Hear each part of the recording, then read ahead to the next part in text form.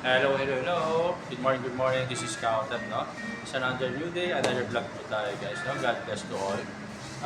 Right now, I would like to inform you guys na we're here in Juway po, guys, no? So, we're here in Banawe, Barangay Mandesa po tayo, guys, no? Juway by King Chef, sister ba company of King Chef po to.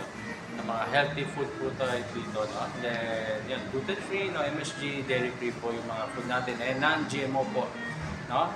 So, we're live right now kasi gusto ko i-inform na malapit na po yung Mother's Day, no? So, on Sunday na po, no? So, May 10, no? So, on May 10, no? So, inform ko lang kayo, Mother's Day, May 10, no? Baka meron pa po dyan nag-iisip kung saan sila magse-celebrate ng Mother's Day po nila.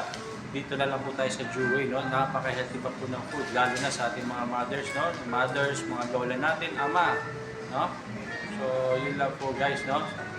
Import ko lang po kayo on Sunday po, no? So, pabook na po tayo. Kung ako sa inyo, pabook na po tayo here in Jeway by King Chef. So, yun lang po. Maraming salamat. God bless po.